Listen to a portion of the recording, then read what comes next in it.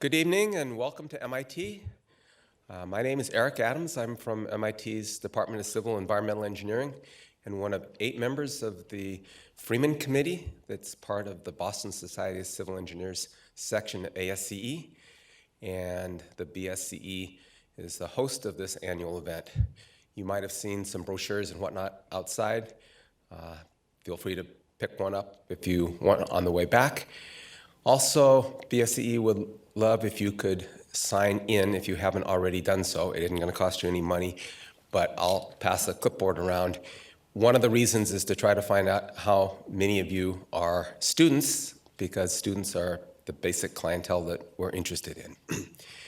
As many of you probably know, this is named after John Freeman, who was an MIT grad, Department of Civil Engineering. It was just civil engineering at the time.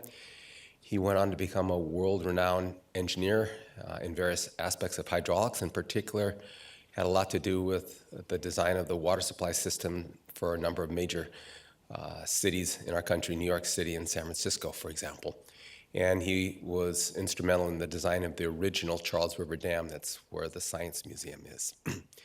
Anyway, prior to his death, back in 1925, he gave some money to BSCE, and that has grown, and that's the main source of funding for this annual lecture.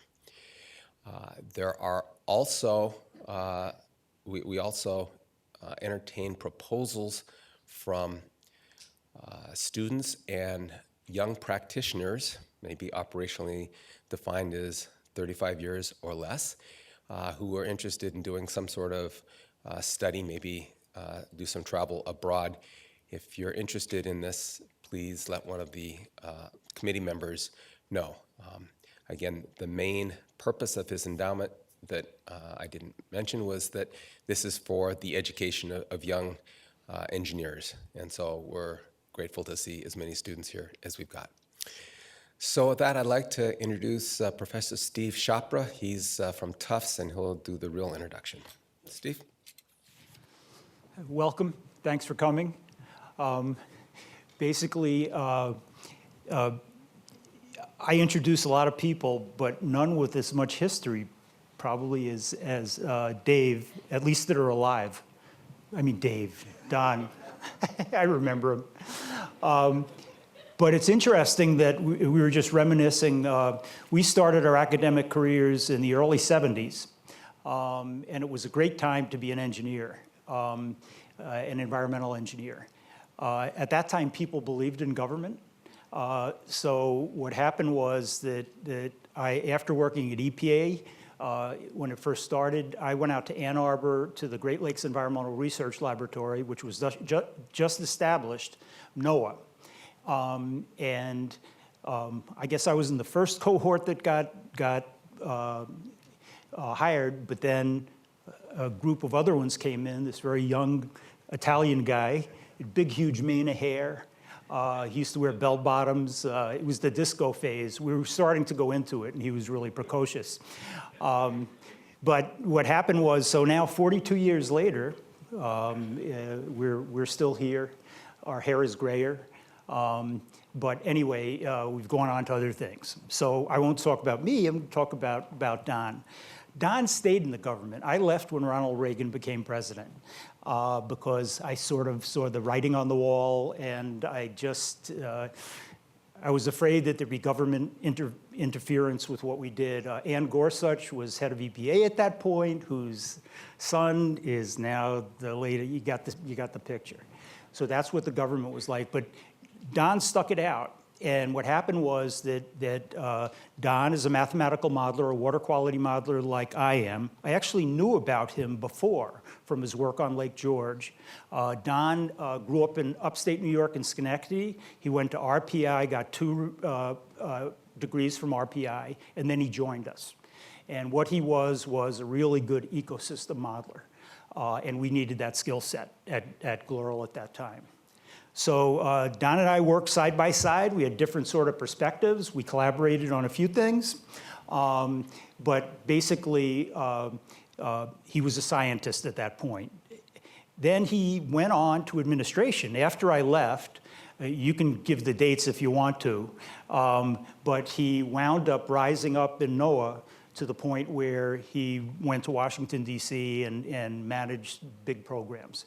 He's won numerous awards. I'm not going to go into those. I guess he can Google you and maybe find those out. I don't know who would want to do that. But basically, if you do, you could probably do it. But he's incredibly accomplished. He's, I think, has at least 150 referee journal articles. He has an H factor of about 45, which in our field's pretty darn good. But statistics aside, the thing that I like the most about Don and working with him, he has 3 degrees in environmental engineering, and I know this is an engineering conference, but I think he's a scientist at heart. I always thought that's what floated your boat. The idea of actually, he can do the math to express this stuff, but when it came down to it, if he was looking at zooplankton grazing or something else like that, he was interested in the mechanisms. So I think he's probably the best person to tell the story that you're going to hear right now in terms of somebody who works with management, who does modeling, but has the mind of a scientist. So with that, it's my pleasure to introduce my friend Don Scavia.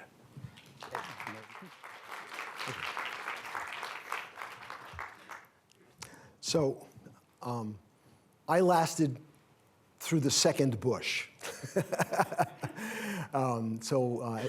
was 1990 when I left Ann Arbor and went to Washington, and I lasted till about 2004. At one point, I actually retired as a Fed and got the faculty position at Michigan.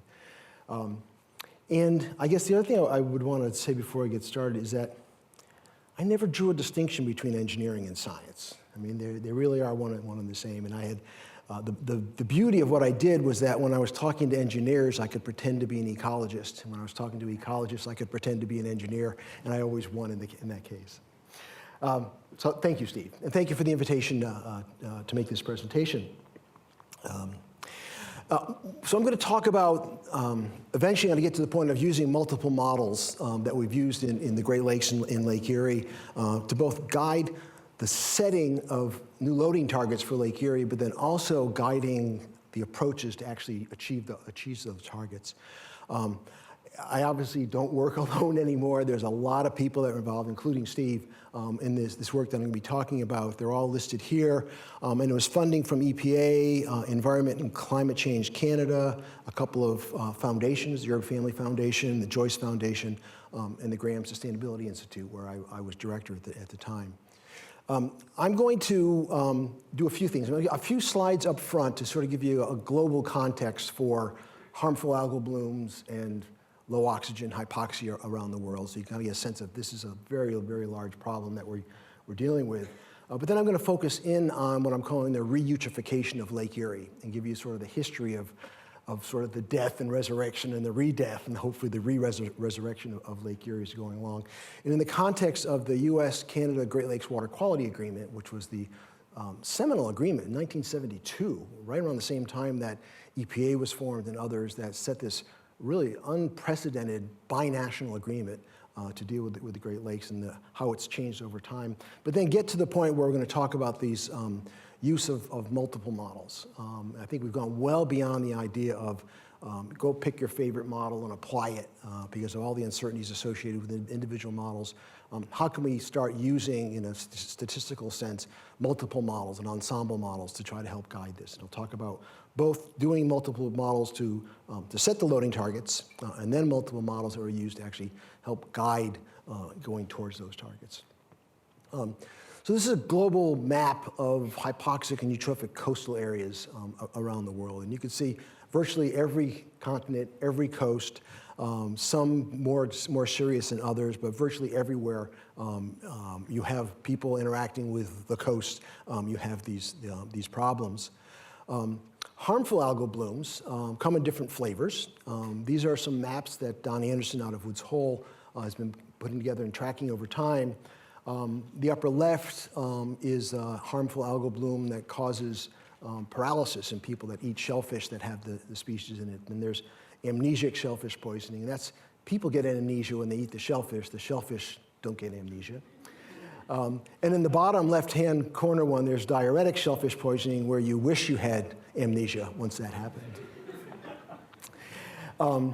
So the major harmful algal bloom-related events in the United States, they're all over. There's a companion map to this one. This is a current one. There's a companion map from the 1970s where there were very, very few.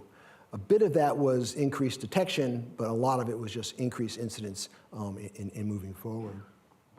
And it's not just a coastal event. This is reported freshwater cyanobacteria, the harmful algal bloom cyanobacteria around the United States.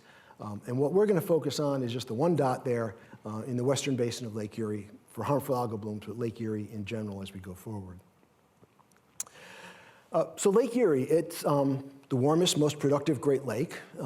It's the smallest, but it's a huge lake in its own right.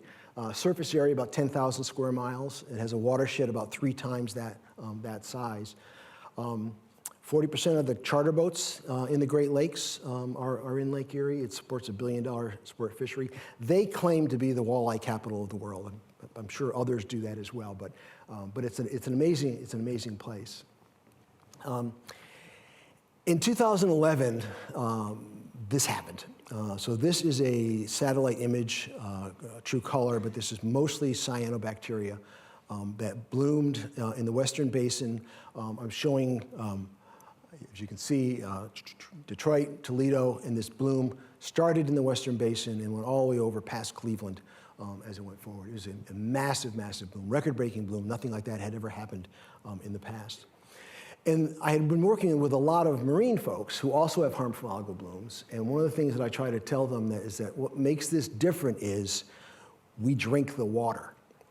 And so there are 11 million people that drink the water from Lake Erie. And in this particular event, the Toledo water supply had to put out a warning to people to not drink or bathe in this water, and boiling it made it even worse.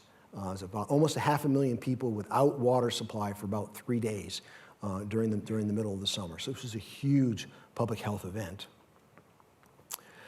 So that was the current day. That's happened in 2011. I'll show you one later on. The 2015 was an even bigger bloom. But I want to back up and sort of tell you the story of Lake Erie and what's happened, because it's really interesting in how the dynamics relationship between what's happening on the land, the loads of phosphorus to the lake, and how the lake responds changed during this very long time period from the 70s to now. Some of you in the room might remember or know about the Cuyahoga River catching on fire in 1952. It was actually one of the seminal events that led to the Clean Water Act and led to a lot of things that happened that started moving towards cleaning up water. But 1952 was when this happened. And in the 1960s, Lake Erie was famously declared dead. I can't remember what the publication was. It might have been Time or Newsweek or something like Newsweek. Yeah, it was declared dead, and it was. This is what the water looked like, and you were warned not to swim there. So things were getting really, really bad in the 60s. Even Dr. Seuss pointed this out. I got a little clip from the movie. You're glumping the pond where the humming fish hummed. No more can they hum, for the gills are all gummed. So I'm sending them off. Oh, their future is dreary. I hear things are just as bad up in Lake Erie. We'll come back to that. There was so much attention to this issue that in 1972 was the first agreement between Nixon and the original Trudeau, the Great Lakes Water Quality Agreement. I think it was first ever of a sort of international agreement around water quality in the Great Lakes, and it set in motion a lot of really, really important things. It was updated several times, 1978, 83, and 87. And particularly in 72, there was a focus on phosphorus because it was the driver of the Great Lakes eutrophication at the time. And then in 83, there was even more focus on phosphorus. And so just a couple of slides about why phosphorus matters in this particular system. This is a graph showing the relationship between the size of the harmful algal bloom in the western basin and the spring phosphorus load from the Maumee River. A very, very, very strong relationship in this case. And the Maumee River These arrows are all drawn to scale, to the amount of the phosphorus going into the lake. So the Maumee River and the Detroit River are the two largest loads to Lake Erie. And the Maumee River is the one that's driving these blooms. But people often, in fact, there was a lot of question, particularly from people from Ohio, because the Maumee River is in Ohio, and they're saying, well, what about Detroit? Look at the size of the load from the Detroit River. Well, it's interesting. In this aerial image, you could see that the water coming from the Detroit River, even though it's a very high load, it's very high flow at very low concentration. And it actually dilutes the plume, dilutes the size, dilutes the harmful algal bloom. The phosphorus concentrations are too low coming in from the Detroit River to actually stimulate the bloom. So it really is being driven by the Maumee River, which comes in here, which is very low flow, super high concentration of phosphorus coming off of agricultural lands. We'll get back to that in a little bit. But the Detroit River is not a driver of the harmful blooms. But hypoxia, right, the dead zone in the central basin of Lake Erie is driven in a different way. So the physical characteristics of Lake Erie are really important here. This is a map of it here in the sort of the profile. The western basin is very shallow, about 2.5 meters. It's well mixed all the time. So no matter how much organic matter is produced here, it can never use up the oxygen because of the regeneration. The central basin is very deep, and the oxygen supply in the bottom water, even when it becomes stratified, is always sufficient to not be depleted as organic matter is produced there. But the central basin is the Goldilocks basin. It's just right. It's deep enough so that it stratifies, but the bottom layer is typically 2 meters thick. And so whatever oxygen is in that bottom layer, once it stratifies, is all that's available. And all the organic matter produced in the western basin and the central basin that settles down there decomposes and uses up the oxygen. So the hypoxia in the central basin is the issue for in Lake Erie. And this is, I want to show you two things here. This is the model results of the relationship between the areal extent of hypoxia in the central basin and the total western and central basin load. Lots of scatter in this. Meteorology is a strong driver of the extent of hypoxia in the central basin because it's what controls how much mixing there is. And there's lots and lots of interannual variability. And I'll show you some other graphs about how much that size of that zone changes during the year as well. But a fairly strong modeled relationship, even within those errors of the phosphorus driver. So phosphorus is important, it matters. And for this case, what really matters is all of the loads to the western and central basin, because all of that produces the organic material that settles into the central basin and decomposes. So the 1972 Water Quality Agreement, they agreed, it was actually based on models. Steve's model was one of the group of 4 or 5 that were put together at the time to help guide this. And they said that if we reduce the loads to below 11,000 metric tons per year, things would get better. And what's really amazing was this agreement was done here, and it hit the target within less than a decade, mostly by controlling point sources. And that's sort of this bottom arrow here. By controlling the point sources, we were able to get to that target. What's important is that once we reach that target, we're now left with almost completely non-point sources going into the lakes. And it really worked. So this is the areal extent of hypoxia versus time. This dark arrow is the maximum extent in any individual year. The size of that hypoxic zone declined dramatically. This is 1987 through the mid-1990s. The extent of the cyanobacteria in the western basin also declined dramatically during that time period. So it was a great success story in what happened in controlling those point sources. In fact, it was successful. The Ohio Sea Grant folks wrote a letter to Dr. Seuss and said, you really shouldn't be blaming, disparaging Lake Erie anymore. And he actually responded back to them and said, you're right. And it turns out that in every issue, every printing of the Lorax since that time has that phrase taken out. So it was really kind of cool. But maybe that was too soon. Maybe they reacted too quickly. Because this is what's happened after the mid-1990s. The maximum extent of hypoxia has gone back up to be almost as bad as it ever was in the past. The extent of the cyanobacteria blooms in the Western Basin are back to where they were again. So great success story in controlling point sources, but now we're left with a dilemma and a new set of issues. This is a contemporary picture in the Western Basin of Lake Erie. It's now as large as it was in the 1960s. This is the bloom that I showed you in 2011. The 2015 bloom set another record in terms of aerial extent. The zone, a region of hypoxia, so this is the Central Basin, and in 20% of the years, it almost covers the entire Central Basin, hypolimnean. 40% of the years, it's most of it. So it's 10,000 square kilometers of no oxygen in the bottom of the lake. And this is now in recent time. So what happened is really is an interesting part of the story. It's actually not been dissected completely yet. But if you look at, these are 4 of the major rivers in Ohio going into Lake Erie, mostly agricultural areas.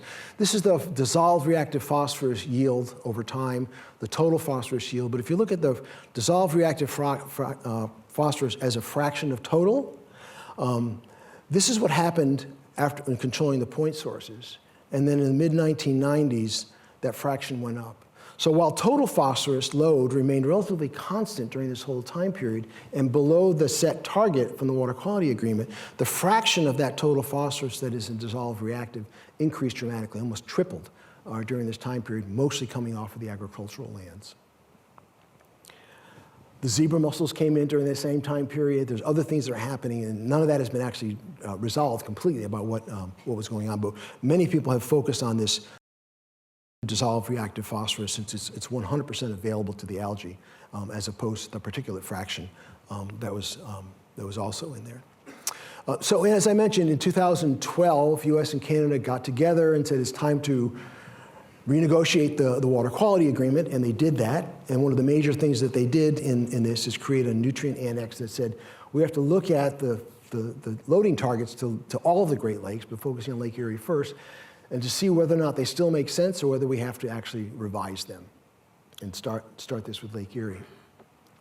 So this then now gets us to the modeling part and how the modeling helped in doing this. And they helped both in setting the new loading targets and then trying to help achieve that. So in the following slides, I'm going to show the models a little bit about calibration, confirmation, to show you that the models were usable. Develop the load response curves and recommendations, and then pathways for leading those reductions in the second half. Starting with setting the loading targets. So under the Great Lakes Water Quality Agreement, they established this nutrient annex, and then that nutrient annex were charged with setting up the guidance to the governments, to the parties, on what the loading ought to be. So they established a modeling team, and they established eutrophication response indicators for the lake, and then identified a suite of models, models that had already existed, and generated response curves with those. Then we developed some baselines to work from, and then developed loading scenarios as input to the process and moving forward. So the response indicators that we're focusing on are obviously the Western Basin cyanobacteria, but Western Basin biomass in general, the Central Basin hypoxia, and in Eastern Basin, the problem was cladophora biomass. That's the benthic algae that comes up on shore. It's a different kind of problem, but it was a big problem in Lake Erie. So those are the indicators that we were going to be working with. And these were the models. We had 2 statistical models that related phosphorus loads to the harmful algal blooms, one that NOAA developed and one that we had developed. A 3-dimensional ecological hydrodynamic model of the Western Basin that Limnotech had developed. Steve had the total phosphorus mass balance model, as well as others. The Central Basin Lake Erie 1-dimensional model was another ecological model.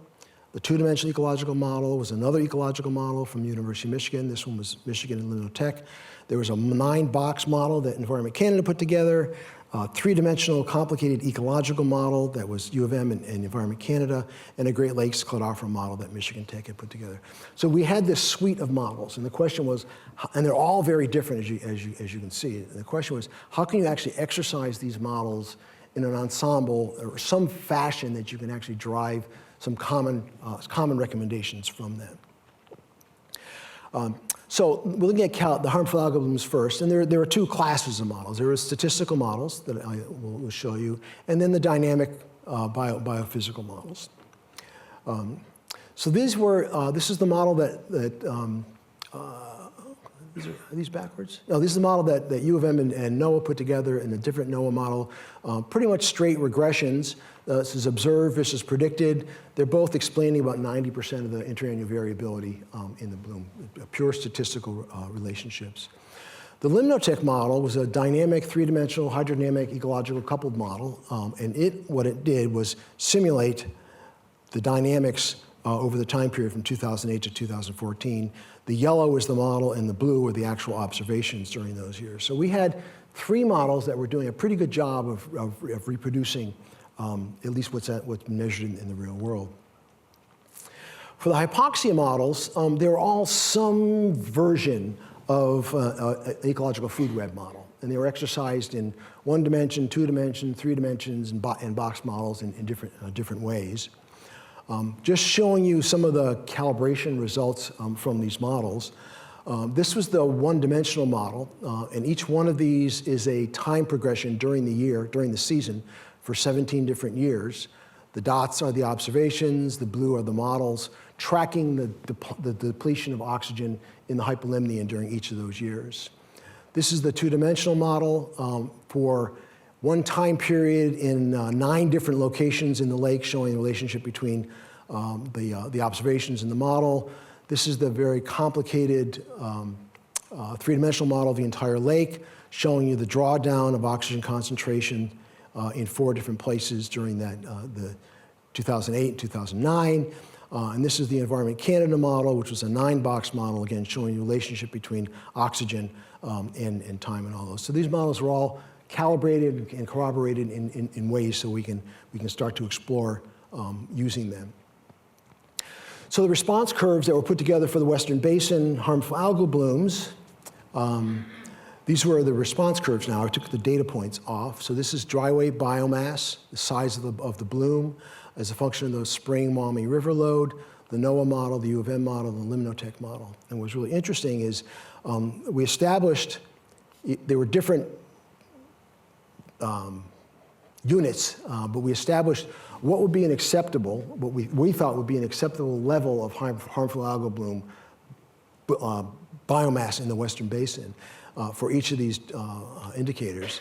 And if you look at that, this would be the concentrate or the load from the Maumee River that would be required in order to meet that. And the models were all telling us about the same thing, around 200 metric tons per month during the spring. The Western Basin chlorophyll response, this was now the 4 different models, response curves.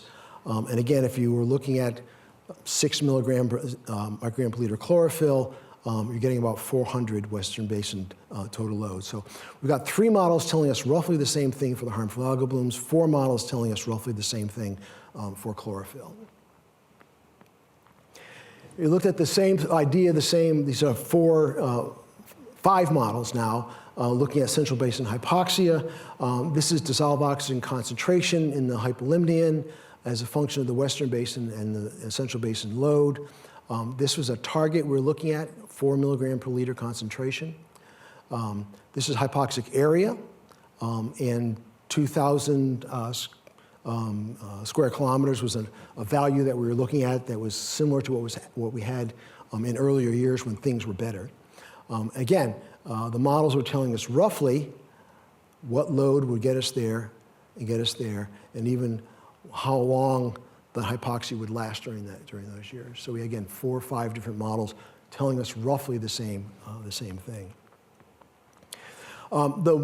The Western Basin Cladophora one was a really complicated one that Steve got engaged in.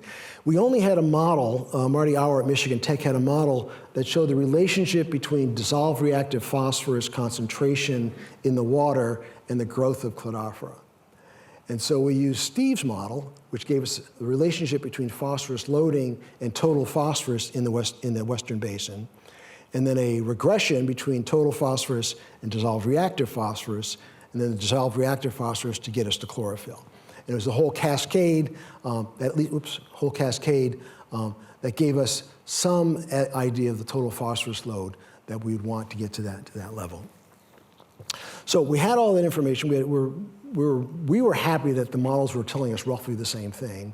It turns out that the managers who were receiving this information really appreciated the idea that they had multiple models all telling them roughly the same thing. So they didn't have to pick and choose between which models to use. It was really important to them. So summarizing that part, a good chunk of that, the Western Basin harmful algal blooms, the Central Basin hypoxia, the Eastern Basin cladophora, the model-based recommendations, the spring load, we're recommending 32% below this 2008 baseline. Central Basin, depending on whether you're looking at concentration or area, it was around 50 to 60% reduction from that baseline. The Eastern Basin cladophora was again 30% below the 2008 baseline. Those were the recommendations.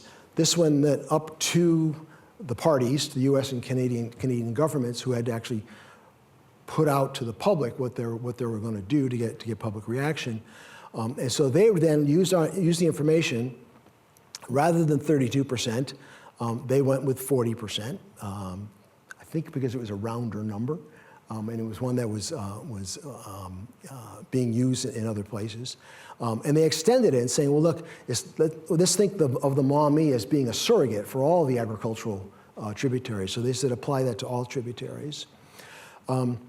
They were worried that if we reduce the load 50% from what it is now to take care of hypoxia, you may not be producing enough chlorophyll, phytoplankton, for the lower food web, and it may impact the fishery in the lake. So they looked at some of the other work that Steve had done, looking at the relationship between load and chlorophyll, and they decided that 40% was what they wanted to go with. They were not at all comfortable with this cascade of models that we used for the Western Basin, so they just deferred it. And they said that we'll just do that at another time. So those were the recommendations from the governments, went to the public, and in the end they adopted it. They approved it in 2016. And this was also consistent with the Western Lake Erie Collaborative, which were the states and the provinces that were around at the Great Lakes Commission and the International Joint Commission. So we had this whole modeling sequence that led to recommendations that led to actual promulgation of an agreement between US and Canada that we were going to reach these new targets. So how do you get there? Actually, that's the easy part, right, is setting a target. So the next set of slides here talks about, again, using models to try to give people advice on how to actually deal with this problem. Now we knew, if it was a point source problem, we know how to deal with that, right? You just regulate it and you crank down on it. But as you'll see when I show you that the point sources are really not the driver anymore in this system. It's mostly the diffuse sources, mostly agricultural sources. So we use the Maumee as the study site because it is something like 90% agricultural watershed. This is the Maumee watershed here. The red area are urban. Everything else is agriculture. We had loading targets for it. And so we wanted to ask the question, what can we do in this watershed to try to reach those targets? So we had 5 different models, 5 different versions of the USDA SWAT model, Soil and Water Assessment Tool. These are 5 different implementations of the same basic code, but there are different assumptions that went into what parts of the code to use, different assumptions on what kind of input to use. The models were all developed independently and separately. So we're treating them like 5 separate models. If you have ever been involved in SWAT modeling, you realize that there are hundreds of decisions to be made by the modelers on what to do with the model. So they really were basically different models. So we did this in 2 phases. I should back up and tell you a little bit of a story. So on the first part, where we were trying to give guidance on what loads reductions, the government paid for that. US EPA and Environment and Climate Change Canada paid for that work to give them the guidance.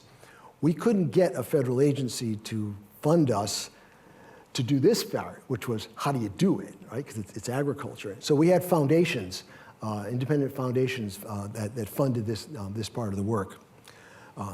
So what we did was we had these 5 models that were already been developed and calibrated and were in use. We documented the differences among those models, respective of all the assumptions that made into it, all the input that went into it. Then we ran all those models through a verification stage using the same time period, 2005 to 2014, and drove them with the same meteorology and the same point sources. So we had a common verification time period for everyone. And we ran a whole series of tests using individual agricultural practices. Reduce phosphorus, reduce fertilizer is a single practice. Put in buffer strips would be a single practice. Go to conservation tillage would be a single practice. We ran all of those so we get a sense of not only how do the individual practices play out in the watershed, but how do the models function under those different ones. We get a sense of whether the models were telling us roughly the same thing or they're widely divergent. And it also helped us, we worked very closely with conservation organizations, NGOs, and the agricultural community to figure out how to bundle those individual practices into bundles that are more likely to be used, because there are certain practices that you can't do together. Some practices are more likely to be implemented than others. And so they gave us some advice on how to create these bundles based a lot on these individual ones that we did. In phase 2 then, we tested the levels of adoption of these different multiple practice scenarios and compared them to the water quality agreement load to see whether or not you can actually get to a 40% load reduction in agriculture. And to be honest, I didn't think we could get there. I thought it was going to be impossible to do it. Just a quick scan of the validation statistics of the models. We looked at flow, total phosphorus load, dissolved reactive phosphorus load. These are the 5 models. These were the statistics, percent bias, Nash-Sutcliffe, R-squared, and similars. These are what are considered in the literature as being excellent fits, and this is what they compared to. One of the models had some problems here with total phosphorus and dissolved reactive phosphorus. The rest were doing a pretty good job in terms of the validation statistics required for using these models.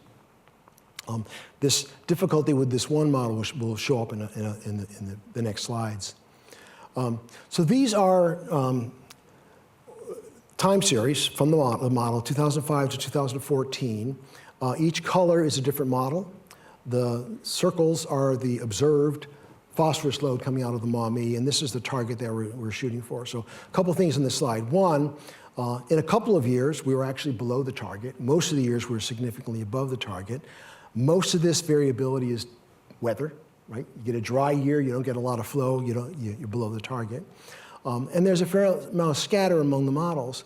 What was interesting was when you do a weighted mean of those models, a Bayesian averaging based on the error statistics of those models, it's remarkably close to the actual observations. Might be just luck, but we were pretty pleased when we saw that. Another way of showing that are plots of the simulated versus observed spring load. Each color is a different one of the models. The box and the standard deviations are the weighted means around the models. And you can see here that this is that model that was having a hard time with the dissolved reactive phosphorus. If we actually eliminated that model, we'd be even closer to the 1-to-1 line. But even with that in there, we tend to over-predict the dissolved reactive phosphorus at the very lowest loads. So we felt after doing this that we had a set of models that were all independently developed, validated, giving us a really good sense of what's happening in the system, and we're ready to start running these multiple scenarios. I'm not going to go through the details on this, but these are the 11 scenarios that we ran. Each of the models ran separately, and I'll just give you an idea of what we're talking about here. We decided to run a case where we just turned off all the point sources in this watershed. We also ran 3 scenarios here. This got us in trouble with the agricultural community and the press that followed that. We wanted to know if you didn't do any best management practices, you just took land out of production, how much land did you have to take out of production in order to look at those targets? So we looked at 10, 25, and 50%, just taking land out of production. Then we looked at a whole series of other things, cover crops and changed fertilizer practices randomly applied on 25% of the land, just fertilizer practices on random sets, applying different fertilizer practices on everything, on all 100% of the land, all 3.2 million acres of agriculture. A common set of practices applied randomly, no-till, and subsurface application of phosphorus on randomly assigned 50%. The same thing here, these are both the same set of practices. One is on 50% of the land targeted as being the highest phosphorus delivery land, the most vulnerable land, versus random application. Now, the way the US Farm Bill works is it's pretty much random. It's wherever anybody wants to do it, they just kind of do it across the board. If you could actually only target to the 50% of the land that was the biggest delivery of phosphorus, you might get a different result. So that's the test there. Different kinds of rotation, and then installing wetlands and buffer strips. So that's the full suite. I'll show you the results graphically, because it's a little bit easier to follow this way. So the total phosphorus target and the dissolved reactive phosphorus target is the vertical dashed line, red. The top bar is the actual load. Those are the actual load that we're dealing with, this 2005, 2014 load. And so if you do the first thing, you turn off all the point sources in the watershed, you get a little bit of reduction, but it's very clear that this is not a point source problem in this watershed. If you do the case where you want to remove 10, 25, and 50% of the croplands, it said that you had to actually take 25 to 50% of the land out of production if you didn't do anything with the rest of it. The agricultural community and their lobbyists attacked us because they thought that was our solution, take land out of production. But of course, that was not what we're talking about. We wanted to point out that you got to do something on the land, otherwise you're going to have a very difficult time. So these are the other ones that I had run through, and these are the results. In this case of the series of practices on targeted land versus random, you met the target. We actually met the target better with target application. Also met the target by putting wetlands and buffer strips targeted on 25% of the land. If you're looking at total phosphorus. If you're looking at dissolved phosphorus, dissolved reactive phosphorus, the best thing to do was this nutrient management. This is now dealing with better application of fertilizer on all of the land, all 3.2 million acres. Or another approach is this series of practices on half of the land. But it was also important to point out that there are error bounds around the mean of these models. And so if you look at across the board, there are many ways to get close to that across the board, which I was surprised at that. I didn't think we could do it. This is lots of implementation. You're talking about 100% of the land, 50% of the land. That's still lots and lots of implementation, far more than is in place right now. But there are ways to get there. Again, if you did targeted versus random, you get a better result. And so we tried to boil it down to this graph, which looked at dissolved reactive phosphorus, the first row. The bottom two rows are total phosphorus, and then which ones take care of both. And what we had talked about, what we had found is that putting this series of practices, that's applying the fertilizer into the soil, not broadcasting it over the surface, putting cover crops in the winter when you're not doing winter wheat, and putting in buffer strips on half of the high phosphorus loss land gets you both. But there are these other ones that get you total phosphorus or get you dissolved reactive phosphorus. The interesting thing is this SWAP model also calculates crop production. And in all of these scenarios, crop production is reduced by less than 2%. So you can actually still grow crops, still make the money that you need to make, but you can protect the environment if you do it this way. So the summary of the findings is that there are multiple pathways, apparently, to get to this 40% reduction without a loss of agricultural production. But widespread adoption is going to be needed. This is unprecedented level of adoption of those practices. And not all combinations get you both total phosphorus and dissolved phosphorus. The subsurface application seems to be the most effective thing to do. And targeting is better than random placement. And it was also important for us to caveat, given the interannual variability in weather, that even if you meet it on average 40% of the time, you're not going to get it every year because of the weather. We also had a very large argument when we were talking about the load reductions, because many of us wanted to have the target be a concentration in the river as opposed to the load, because you can actually manage to the concentration, whereas the load is controlled by weather a lot. But we sort of got there, but not quite. So a couple sort of concluding reports as you get forward. So everyone uses George Box's quote, right? All models are wrong, but some are useful. We think that using a model is better than guessing. That's a Dominic Totoro quote. But we also believe that using multiple models is better than using one. Because there's so many assumptions that are built into those models that you can kind of get a better sense of what's going on if you're using multiple models. And we think that the models let you view the problem from different perspectives, particularly when we're looking at the load models, the load response models. Those are very different models, so you can look at it in different ways. They have different strengths and weaknesses. They give you a range of possibilities. If you can think of, if each model was a different representation of the real world, well, it gives you a bunch of different possibilities of what can happen. Multiple lines of evidence, you can increase the understanding of the underlying processes when the models don't agree, when you have to understand why they're disagreeing.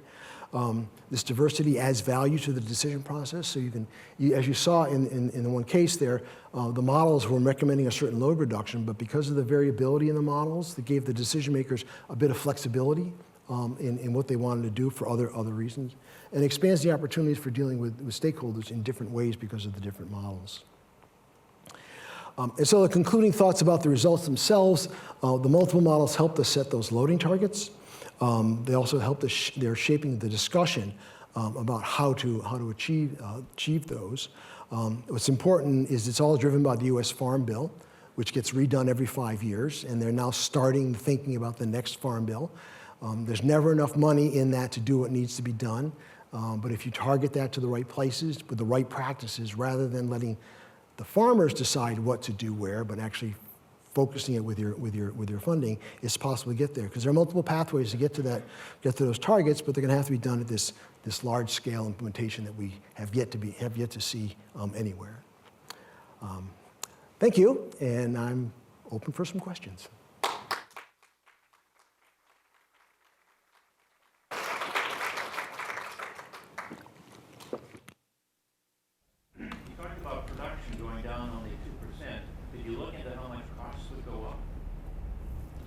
About the net to the farmer?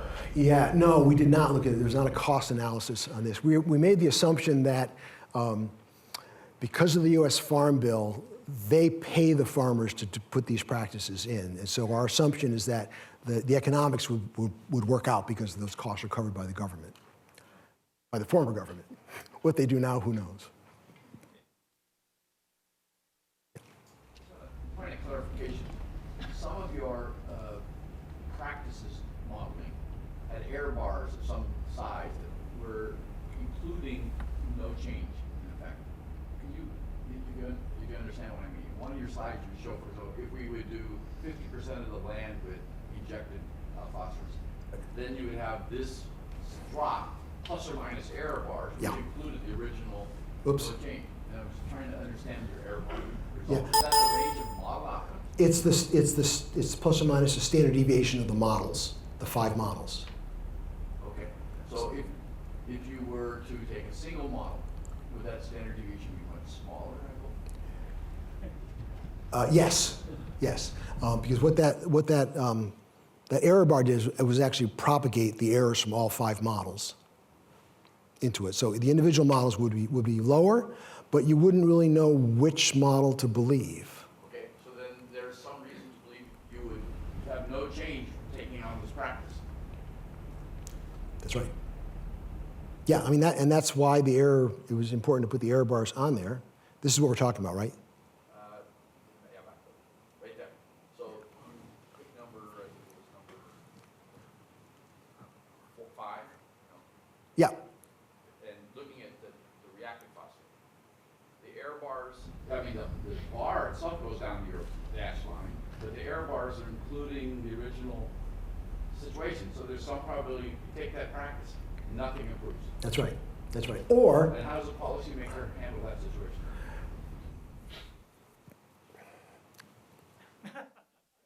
oh yeah, but I mean that, and that's, I mean, but think of the alternative. If this was just the results from one model, and you have smaller error bars that have undue confidence in what to do, and so the idea was to give them, there's a lot of uncertainty involved in Scavia. As opposed to deciding why the models were different from each other, which you alluded to in your presentation, but we didn't hear anything about why they're different. Yeah, well, So why is the high one high and the low one low? well, for the dissolved reactive phosphorus, we saw that one of the models did not do a very good job in the dissolved reactive phosphorus, and that's driving it up. We didn't get to go to the next phase to actually, sort that part out. Yeah, that's right. I think there was a question up here. Yep. I was curious, you showed the decrease in load and then the subsequent increase in dissolved reactive phosphorus. Why? Did, fertilizer change, did practices change? Yeah, good. Thank you for asking that. The going hypothesis is that it's really quite ironic because what caused a lot of the particulate phosphorus to decline during that time period was implementation of conservation tillage, no-till. And so that kept the particulate phosphorus on the land, and so the load declined. But it turned out that by not tilling, you're getting very, very high concentrations of phosphorus in the surface soils, which made it very vulnerable to decomposition and flushing. And so one of the models that we had developed looked at not only was it the higher concentration in the surface, but the increased intensity of storms in the last decade. The combination of those two things is what we're suggesting is causing that increase in the dissolved fraction. And so, and this is where it gets really tough because you go back to farmers and you tell them, gosh, this might have been caused by no-till. And we just spent decades telling them to do no-till, and it was effective for particulate phosphorus, but now we have to deal with the dissolved fraction. Yeah. I have a question. Have we learned anything fundamentally about how we manage water bodies? Because, the first time around, something went wrong, right? I mean, we applied models, we implemented actions, and then things looked good, but then it went wrong again. So somewhere there's a big fundamental mistake that we made. But then I was struck by the fact that when you were describing the second approach, we were using a lot of the same models, a lot of the same people are involved. So, I mean, what are we doing? What have we learned? Like, we must have made some big mistake somewhere. Who dropped the ball? Dave, Or what are we doing differently now? Dave? Can I go Don? and address that because I was responsible for that? No, the first models looked at what the Great Lakes Water Quality Agreement said we should do, which was focus on point sources. And so the models were great in terms of point sources. We didn't look at non-point sources. I didn't in my model. And basically what Don's saying with the no-tillage and then with the different phenomena, more intense storms, et cetera, they came on. But as I've shown in a couple of papers, we did great up until 1990. And that's from 1970s through 1990. It just tracked right down. All the models work really well. But collectively, we did drop the ball in two ways. I mean, the models were remarkably correct in that first phase. Okay, that's what Steve was just saying. Two things that happened that I think were really fundamental. One, EPA said, problem solved. Stopped monitoring phosphorus going into the lakes. It was only some folks at Heidelberg University in Ohio that cobbled together money year by year by year to actually generate these loading scenarios that we have now. So they stopped paying attention to the problem because the problem was solved. And so we lost a lot of information. And we sort of forgot about ecology, right? We talked about, it was total phosphorus loads and those sorts of relationships. And ecology caught up with us. Now, these models are better ecologically than they were in the 70s, but they're nowhere close to what they could be. And that's sort of the next thing that we need to figure out because, there's why this microcystis bloom came in and took over. It's now almost a monoculture in the Western Basin. And, is that because the phosphorus load has changed or have we reached a different ecological equilibrium for other reasons, zebra mussels or seed beds or something like that. And we're really just starting to build the kinds of models that are going to answer those questions. Whether we can ever get those models into a fashion that can be used in a management sense is a really big question, though. Yep. Go ahead. What about Then you. nitrogen? Sorry? What about nitrogen? Is that a consideration at all? So nitrogen, in terms of eutrophication, nitrogen is not an issue. It's a very phosphorus limited system. In terms of the harmful algal blooms, though, there's another dimension there that we're beginning to learn more and more about, and that is when it becomes nitrogen limited, it may be one of the triggers for whether or not the microcystis becomes toxic. And so building nitrogen into the system, into the models itself, are going to be really important, because the system does become nitrogen limited late in the summer, and so we're starting to build that part in. Yep. Can you say a little bit about the subsurface phosphorus application, and is that more difficult, more expensive, and by how much relative to surface? It is more difficult and it is more expensive. I don't know by how much. So the big change was the agriculture went to applying the fertilizer in the fall rather than the spring, because in the fall they got plenty of time and it's dry. In the spring it's really hard to do it. So they did in the fall and they broadcast it onto the surface, which made it very vulnerable. I mean, there's technology, there's tractors that you can go along and inject it, but what I understand is it's hard to do that while planting. And what they want to do is have the kind of equipment where you can plant and inject the phosphorus at the same time. And these are really big, expensive pieces of equipment. And so whether or not the Farm Bill will pay for that as opposed to practices, I think is the big challenge. And it's cultural, right? I've been doing it this way, my grandfather did it this way, and this is the way we do it, and so there's a whole social dimension. There you go. Yes? Did your model, when the universities were putting together their models for this project, did they take into account or try to account for the effects of climate change over a longer period of time, or was that not a consideration in calibration? Yeah, so the question was, do these models consider climate and climate change? In this case, in these models, we did not. We caveated the results with that. We have another set of funding where we're taking these same five watershed models, exercising them in the same way, but superimposing on them projections of climate to look at the effects going there. And it's interesting. It's counterintuitive in a sense. Well, I'll give you a hint of what we're finding so far. We all assume that increased intensity of spring storms is going to be the real problem, the real driver. It's going to increase loads. But it turns out that warmer future means less snow. And it may be that the precipitation will come as rain late winter, early spring, during the winter, not as snowpack, and so the flush in the spring might actually be less. So it could be, if this plays out, it could be that a warmer climate could actually help more than the increased storms would hurt. But we're just exploring that now. And again, we're using the same 5 models to ask that question. Well, we're also, the folks that are doing the ecological models of the Western Basin harmful algal blooms are also now superimposing on that what happens if it's a warmer future, because it's temperature that really drives when those blooms happen. So we're looking at sort of combinations of those things. Yeah, follow up, loud. Sorry, follow-up question to that. So if we hypothetically did nothing for the next 8, 10, 15 years, do you think that the targets would need to be revised and changed at that point, or do you think we could kind of stay on the trajectory that this report laid out? In the context of climate, is that? In the context of climate and just any other environmental or perceived changes in the agricultural use of the land over that period, do you think that these models have the potential to stand up? These agricultural models are about the best that we have right now.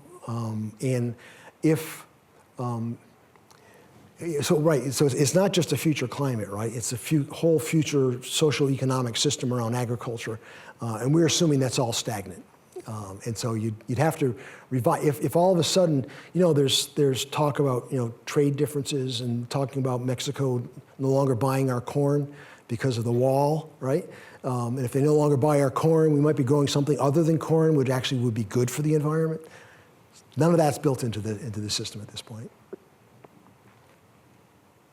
Yes? You talked a lot about the watershed loads of the lake. What about load that's generated in the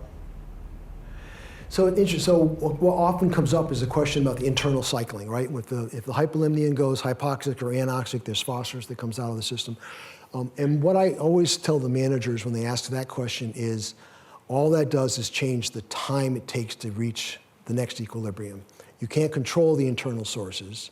The internal sources are there, and it just makes the recovery slower. The models have it in, the models have built it in. At least the ecological models have that built into it. So how much of the load on an annual basis is watershed versus invertebrate? Do you know? No. I don't have know. that off the- I'm pretty sure it's dominated by the external load. Yeah, because it's only the central basin, remember. It's big, but the western and the eastern aren't going to go and give it, so it's not the whole bottom. And the bottom doesn't often go anoxic either. It often just goes hypoxic, in which case it would stay there. Yes, sir. It seemed like the source of the issues were coming from the U.S. side of things. Did Canada provide any comment on that? We've got a bigger Navy. No, I'm just kidding. Well,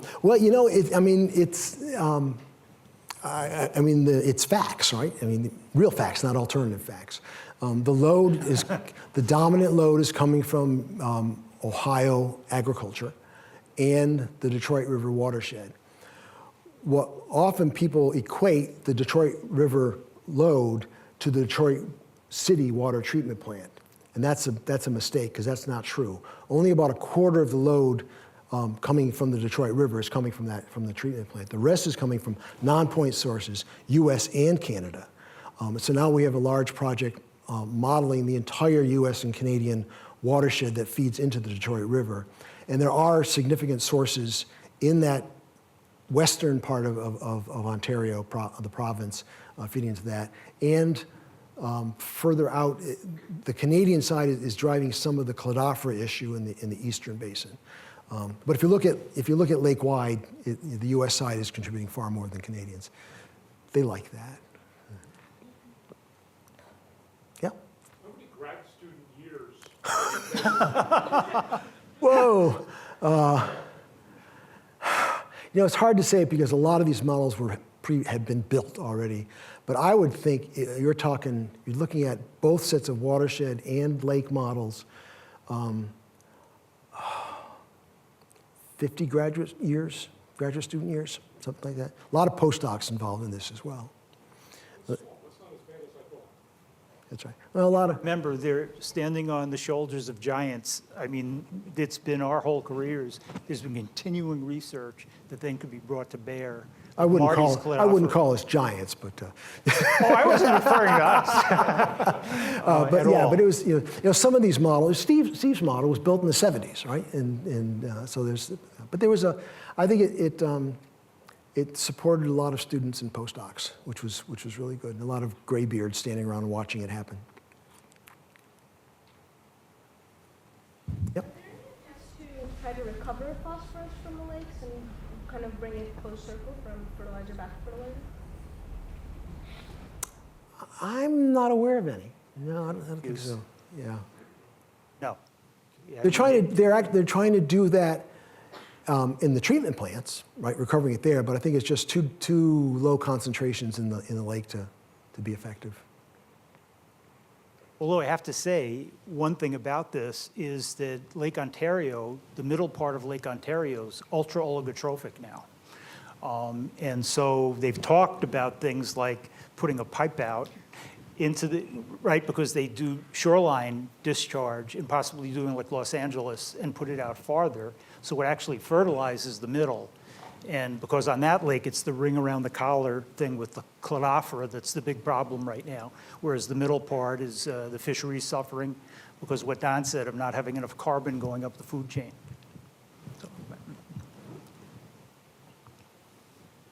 Okay? Okay, Don, thank you so much. Thank you. I just want to make a presentation here. Thank you so much. Like we agreed, they're small bills, they're unmarked. Back in the 70s, we used to do this with a brown paper bag in a phone booth, but here you go, buddy. Thank you. 42 years. Yeah.